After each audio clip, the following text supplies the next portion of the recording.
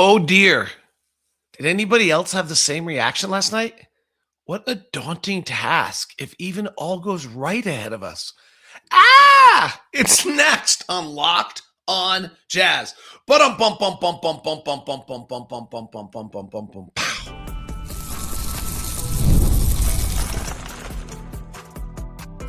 You are Locked On Jazz, your daily podcast on the Utah Jazz. Part of the Locked On Podcast Network. Your team every day. How are you? I'm David Locke, radio voice of Utah Jazz, Jazz NBA insider. This is Locked On Jazz. It's your daily podcast on the Utah Jazz, giving you insight, expertise, geeky numbers, and hopefully making it way better to be a Jazz fan each and every day. Thank you so much for making Locked On Jazz your first listen, and thank you for making Locked On the #1 sports podcast network. Today's show, we will get our Wills Wednesday. Interesting comment about why some guys play sometimes and sometimes don't others.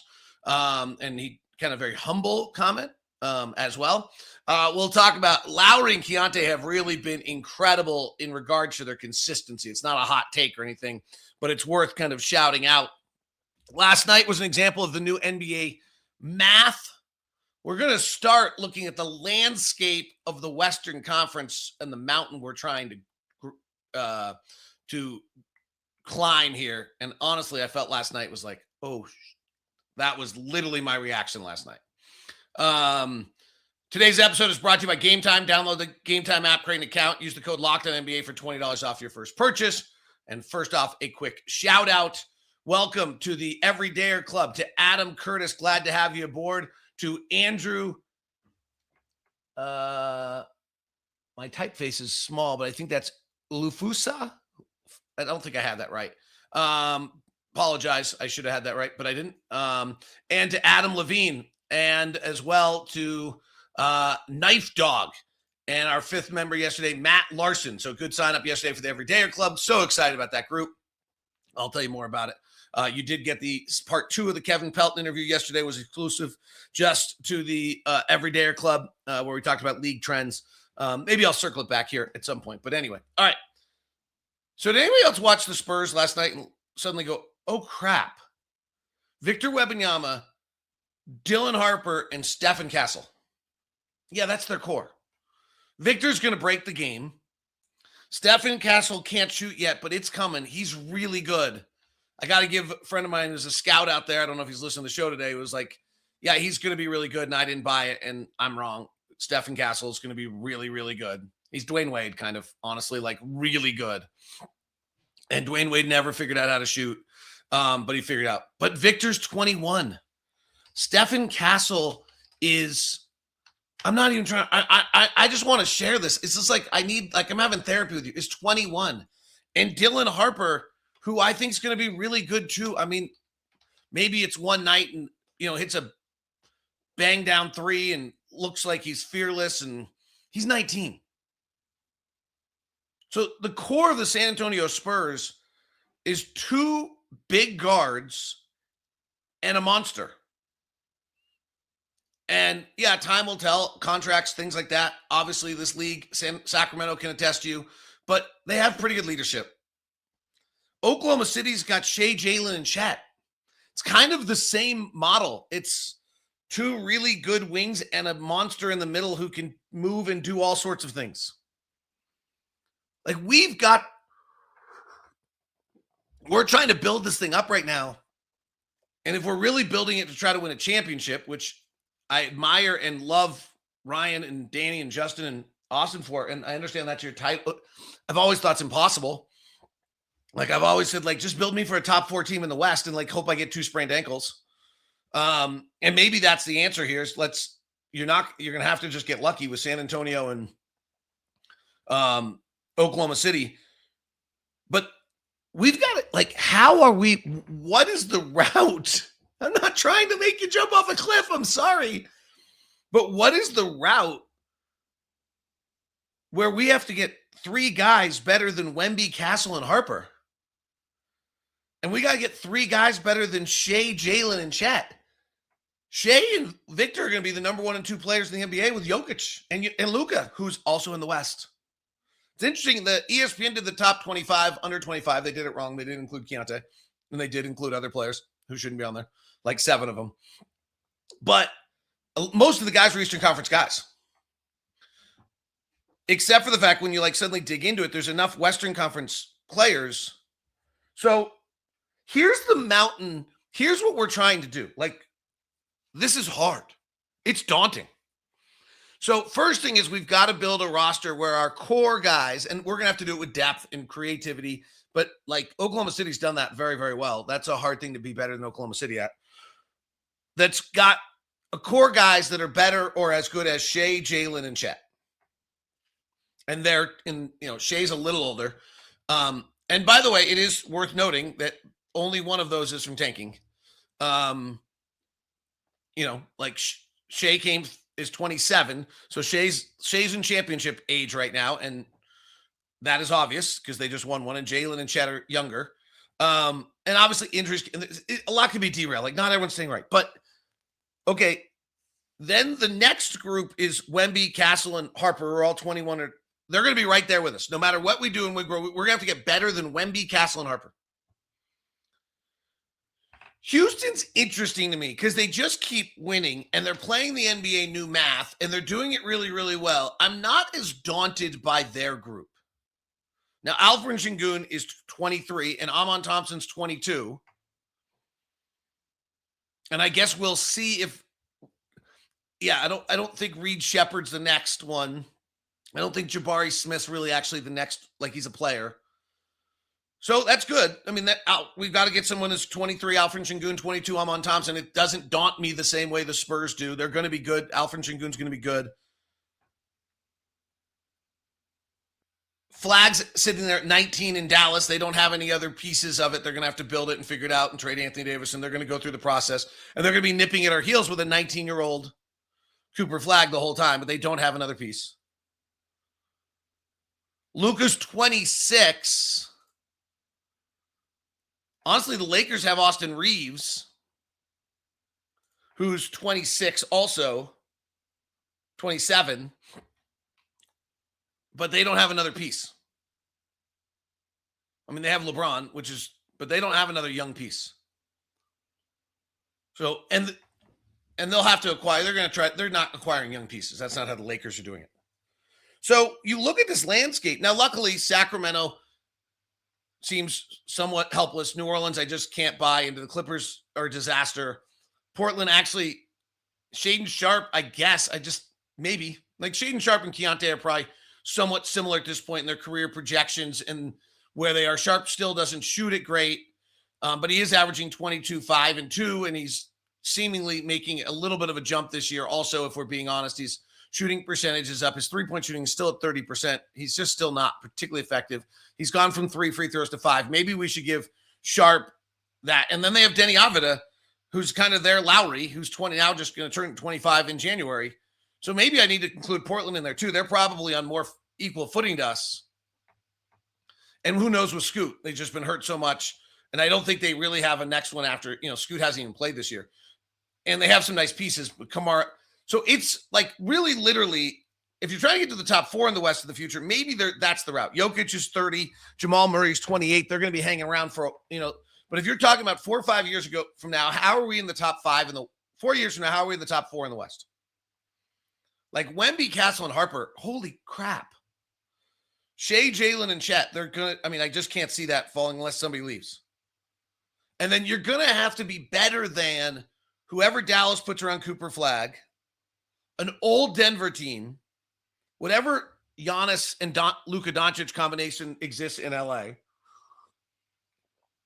Sengun and Amon Thompson at 23 and 22 and whatever they build around that. That's going to be tougher than I think people realize. Reed Shepard's really got to come together.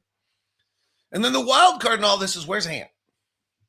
I don't think he'll be in Minnesota. So where's Ant? Ant's going to be the next one. The minute Giannis decides what he's doing, everyone's going to be talking about Ant. I don't think he's going to be in Minnesota.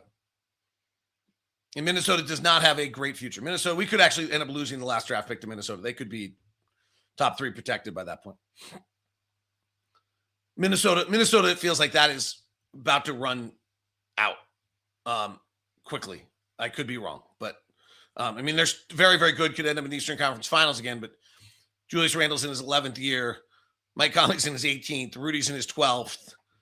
Like, I think that one's running. That one's about to run out. And then Ant looks around and says, I'm out. So 4 years from now, the Jazz have to build something that's better, as good as, because if you're going to win a championship, you got to be better than, but as good as Wemby, Castle, and Harper. That feels impossible. I'm not lying. Because of Wemby. Shai, Jalen, and Chet. That doesn't feel impossible because the game can change, but that feels like a lot. Whatever Dallas builds around Cooper Flag is going to be awfully hard to come back, because the only question watching Cooper Flag the other night, as I said on the broadcast multiple times, was not whether he's going to go to the Hall of Fame. It's whether he's going to be an MVP. So this is hard. Wow. I don't know what I thought it was going to be, but it just struck me last night watching San Antonio as a Jazz fan. Holy crap. Wemby's 21, Castle's 21, and Harper's 19. And I promise you, Austin Ames, Justin Zanuck, Ryan Smith, Will Hardy, everyone else had the same reaction last night. You couldn't have watched that last night and not been like, oh gosh. So it's going to be hard. Like, Ace is going to have to hit. Key's got to progress.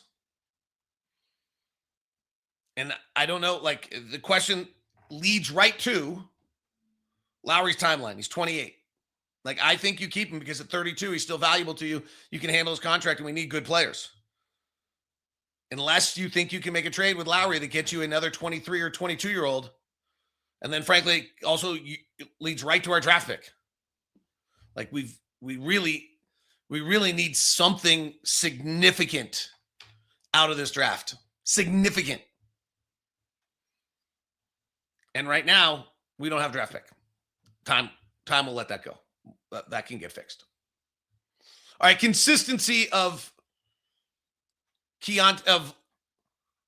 Lauri and Keyonte. We'll touch on that. The new NBA math was on display last night, and some other things before we get into Will's Wednesday on Locked on Jazz. The Wednesday edition of Locked on Jazz is brought to you by our good friends over at Intercap Lending. Steve Carter's our guy. He's our own personal loan officer. He's been amazing. I love sending people there. Interest rates are kind of working their way down, and Intercap Lending is there for you. They're not just a mortgage lender. They're people-first approach. Steve Carter is our own personal dedicated loan officer. That means you're not just a number. You're a real person walking through, and nobody will give you better customer service in your entire life than Steve Carter. I promise. He is literally walking unreasonable hospitality. Plus, they blend that personal touch with the latest technology, so there's all sorts of things. The simple thing is their underwriting times are in less than 24 hours. Most banks take 4 to 7 days to get a decision. They're servicing still 60% of their loans, so they're simplifying the journey to home ownership, and you're really ready to make the move, even if you're just starting to explore. Let's get you in touch with Steve Carter. Here's the deal. You can email me at dlock09@gmail.com. That's dlock09@gmail.com. And we can get you set up with Steve. Or you can reach out to Steve Carter yourself because you're like, Locke, I don't want you in my business. Fair. 385-800-8528. That's 385-800-8528. 385-800-8528. Or email me at dlock09@gmail.com. I'll set you up. Steve is licensed outside of the state. Matthew Peterson said, quote, we were relocating to Oklahoma. Steve wasn't licensed. He went and got licensed to service our loans. He kept us on top, communicated every step, and will undoubtedly recommend Steve to anyone ever at home loan. That's the type of customer service we're talking about. That's Steve Carter. That's awesomeness. Email me at dlock09@gmail.com to get that experience that you deserve as a Locked On every dayer. Today's show is also brought to you by Skims. I know it's weird when you talk about underwear, but seriously, okay, like I'm not seriously doing this like just to, like it's awesome, right? If you get good underwear, it's awesome. So Skims sends us packs of 4. The first 4 I got, they were too long, and so they're good for working out, but they were a little too long. Second 4 I got, I really, really liked. They became my travel ones. They just were totally solid. Nothing, you weren't wedging up. You weren't doing, there's no script here.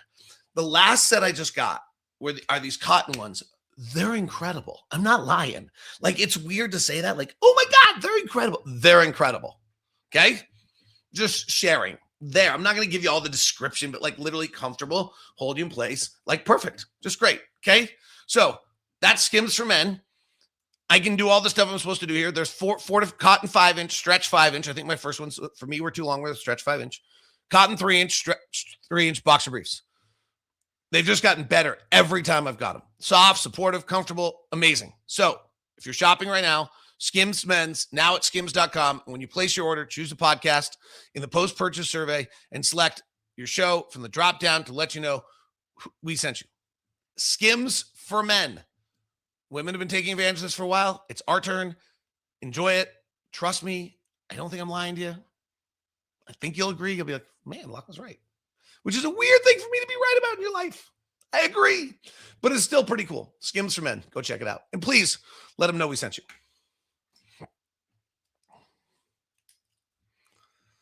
It is Locked On Jazz. Thank you very much for making Locked On Jazz your first listen. And thank you for making us the #1 sports podcast now. We launched the new Everydayer program. For those of you who want ad-free, exclusive access to our national show, Locked On Sports Today, I built it. It's basically NPR's Up First, a little bit New York Times Daily for sports. So it's a 30-minute show, 22-minute show now, that just gives you everything that happened that day in sports. Perfect recap. It's exclusive only on audio, only to Everydayer members. Also, join our Discord group, our whole Locked On Discord group. It's super fun. That's for $5 a month. For $15 a month, all access. You get bonus content, extra content. Leaf Tulane, I've hired him to be our extra, to bring you extra content. For example, Leaf Tulane's got a weekend all access program that's coming out this weekend.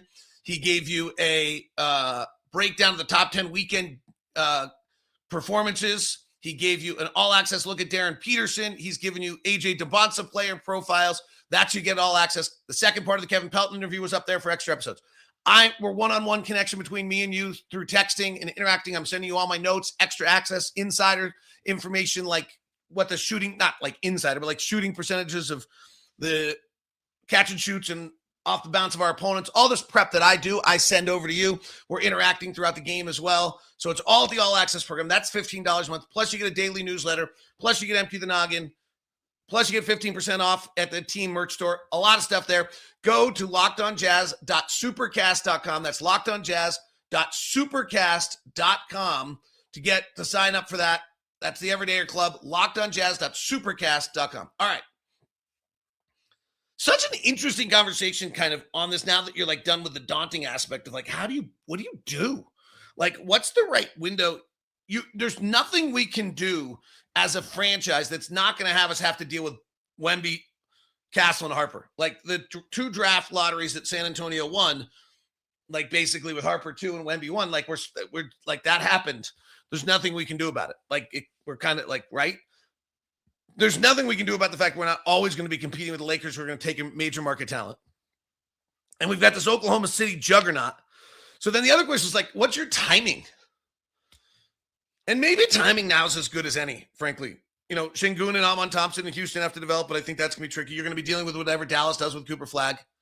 And there's going to be another one. And, you know, all this changes of New Orleans is, I'm not sure, capable of winning, frankly. They just have not. They've had Zion. They've had Anthony Davis. I'm not sure, like, if they got AJ DeBonsa tomorrow, I'm not sure that I'd be suddenly worried about New Orleans until, honestly, ownership changes or something. The same way you feel about Sacramento. If they suddenly get AJ DeBonsa, they'll be good. But, like, yeah, like, something's got to change there. So that's the landscape. Like, it's an interesting question of, like, understanding that landscape and how daunting that is. Does it change anything we're doing? I mean, I just do think it probably puts more, we need another piece really, really badly. Right? We need this thing to be Keyonte, Ace, and somebody. And then the question is, like, where Lauri fits. And I think Lauri fits because then he's your top player and you're paying him and it works and you're accelerating. The other one about Lauri, and I think this is really important, and Keyonte, is the consistency this year. Now, I've been the TV staff has this, really cool note that Scott Rogers, who does amazing work, puts out every day, and Tyson Ewing, who does amazing in-game stats for us, puts out all the time right now, which is this, you know, guys, the scoring duo that is Keyonte and Lauri. And I'll be honest, on one level, I have been reluctant to jump aboard this stat. It doesn't ring to me quite the same way as some others, because to me, we don't have a third scorer, so we have no other choice. And so they have no other like route by which we're going to score, and you just score. But you start to look at it like Lowry's been over 39 times this year. Keonte's been over 36 times this year. He's been over 12 in his entire career. There is a pure necessity of all of this that like nobody else on our roster can go put up big 20-point games with any consistency. It's all based on opponents. So, but Lowry's averaging 28 points a game in incredibly efficient manner in an effective field goal percentage that's pretty good at 54%. It's not the 58 he was his all-star year of 59 when he won most, I think it was 59 that year, 58 the next year, but it's really impressive. And you suddenly stare down Lowry's game log, and yeah, we need 25 out of him every night. And sure, like, but it's 33, 26, 30, 29, 18 against New York and 18 against Houston. We're going to lose 17 against Golden State. We're going to lose 20. It's pretty impressive. And Keonte's doing it too. And the burden on them each and every night with the scouting report there, I think might outweigh my original kind of to this stat. Like, I'm kind of saying I'm wrong. I'm a little lukewarm on the excitement over this because of who else is possibly scoring for us. So yeah, they score over 25. They're the number 2 scoring duo, all these kind of things in the league. But teammates with 25 in the same game, they now I think have done it 10 times. Luka and Reeves have done it 8. Jalen Johnson, Alexander Walker have done it 5. I think that's actually a larger indictment on where the rest of our roster is than necessarily a huge, oh my God, they're amazing because nobody else is scoring, so they kind of have to. But the thing that's jumping out to me about that is the level of general efficiency by which they're doing this. You know, it used to be about 30, 40% of the games, Keyonte would shoot 33% or below. It's not like it's gone. He's still done it, I think, 6 times this year, 5 times this year, 5 or 6 times this year, which out of 6 out of 25 games is still a little over 30%, or right? Isn't that right? I think so. Or maybe it's over, 6. Yeah, right. It's right around there. But it's so different, right? I mean, he has done it. One night he went to the free throw line 11 times, so that hides it. 2 of the other times he went to the free throw line 7 times, so that hides it. In the double overtime game, he went to free throw line 10 times, ended up with 33 points on 27 shots, which isn't great, but at least he's scoring more points than shots taken. And his overall, just night in and night out, is just pretty incredible right now. So the tip of the hat to the level of consistency. Yeah, I mean, Keyonte had 2 absolute bombs in there. Oklahoma City and Houston just took him out. But other than that, if you look at Keontae's last, I think, 12 games in the midst of 2 bombs, he's been over 25 in all but 3 of them. That's pretty incredible. In Keontae's last 13 games, he's averaging 26 points a game. And he's doing it on 48% shooting and 41% shooting from 3. That's real. That's just bona fide real. All right, last night was new NBA math that has changed the game. 3-point shooting was the answer, things like that. There's a new NBA math, and last night was that, plus Will's Wednesday when we continue here on Locked On Jazz. Today's show is brought to you by our friends over at Game Time. When you want to get into the action, Game Time makes it easier, more straightforward. And this year with the World Cup coming back to North America for the first time since 1994, 48 teams, first time ever, going to be massive. Let's be honest, getting tickets is usually the hardest part. In 1994, I think I biked to Stanford Stadium, got a ticket, and walked in to see Brazil play somebody or other, Colombia or something like that. Yeah, we're not doing that anymore. And that's why Game Time app is clutch, finally giving fans a real advantage when it comes to snagging seats. Game Time, you can track prices down in real time, get alerts when great seats open, and buy tickets. The moment they hit the app, it puts the power back in your hands and makes going to World Cup realistic instead of impossible. Plus, Pull up the app, and the layout is so simple. You can just look through the matchups, compare seat views. You pick a game, tap a section. You have seats locked in within minutes. The seat view feature is a game changer. You literally see what the pitch looks like from the exact seat before you buy. Take the guesswork out of buying World Cup tickets. Every match, every concert, event with Game Time. Download the Game Time app, create an account, use the code LOCKEDONNBA for $20 off your first purchase. Terms apply. Again, download the app, make an account, use the code LOCKEDONNBA for $20 off your first purchase at Game Time. Game Time, 20% off with Locked On NBA.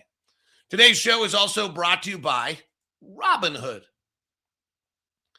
Nobody knows your money goals better than you. Robinhood puts you in control of your money with tools that work as hard as you do. Locking in on every opening, beating your PR, beating it again, channel that drive into your money. Robinhood puts you in control of your money. Trade stocks, ETFs, options, futures, and crypto all in one platform. You can now build and execute your own trades from a desktop with Robinhood's Legends advanced tools, or take advantage of new Robinhood strategies with a tailored portfolio managed by a team of experts. You can expect more from yourself, expect more from your money. Get started today at Robinhood, yourmoney.com. Robinhood.com/yourmoney. That's Robinhood.com/yourmoney. Again, that's Robinhood.com/yourmoney. Your money, your move with Robinhood.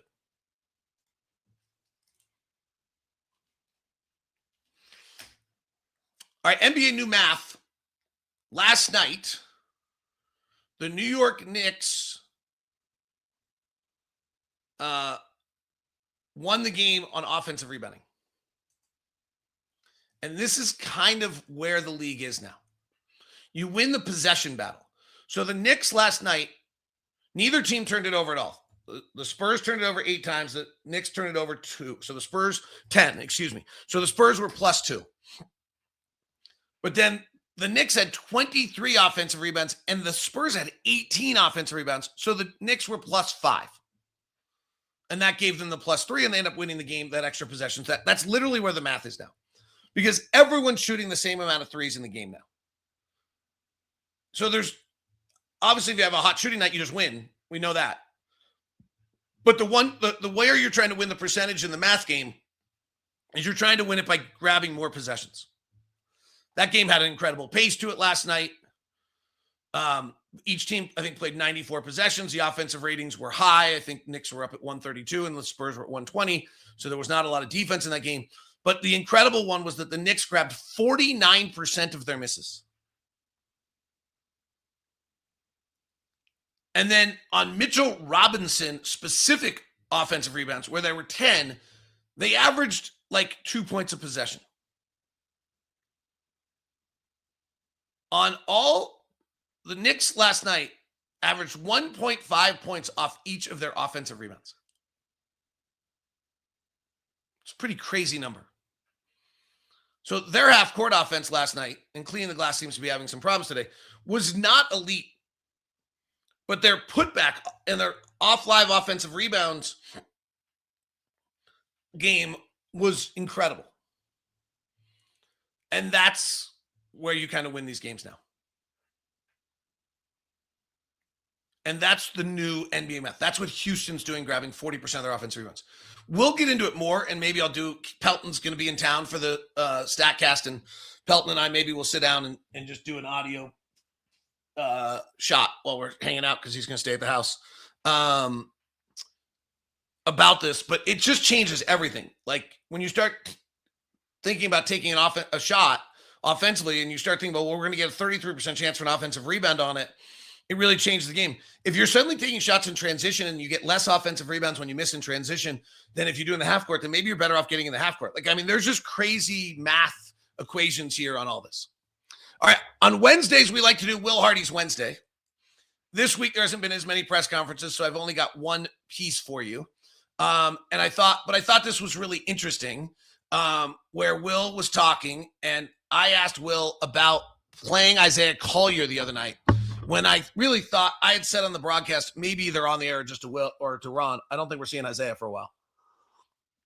He had thrown 2 really bad cross-court passes that were intercepted for fast breaks the other way.